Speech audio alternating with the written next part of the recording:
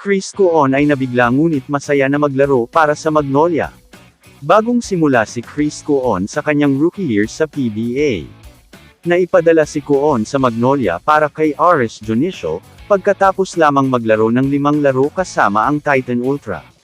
Ang Northport, ang prangkisa na nakuha ng Giant Risers, ay pumili sa kanya ng ika-4 sa pangkalahatan sa kamakailang draft. Ang 6'5" winger ay nagulat din tulad ng karamihan sa mga tagahanga, nang malaman ang paglipat ngunit mabilis ding sinabi na masaya siya kung nasaan siya ngayon. Nang tanungin kung paano niya nakikita ang kanyang sarili na nababagay, itinuro ng dating Ateneo standout ang kanyang kakayahang magdepensa ng maraming posisyon. Nakikita na ni Magnolia head coach L.A. Tenorio ang epekto ni Coon sa koponan. Hindi naiwasang madama ni Coon na mapalad na maging bahagi ng hotshots, na pinapansin ang kanilang magandang kultura. Hindi inaasahan ni Chris Coon na ang kanyang rookie journey ay biglang magbago, ngunit may ibang plano ang tadhana.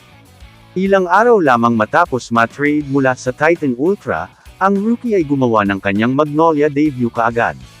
May bigat ang ilang numero at para sa Magnolia, ang number 6 ay palaging nangangahulugan ng katapangan, pagmamadali, at pagmamataas. Nagsimula ito kay Gio the Bus Driver Halalon, na nagmaneho sa puso ng hotshots mula 2016, hanggang 2024, na maliit na guard pero malaking epekto. Pagkatapos ay dumating si Will Navarro, na kinuha ang numero para sa isang mabilis na biyahe, bago lumipad sa Korea para sa susunod na kabanata ng kanyang karera. Ngayon, magpapatuloy ang kwento kay Chris Coon.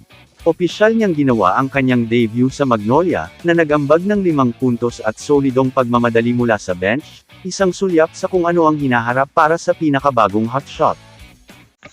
Kamusta mga idol?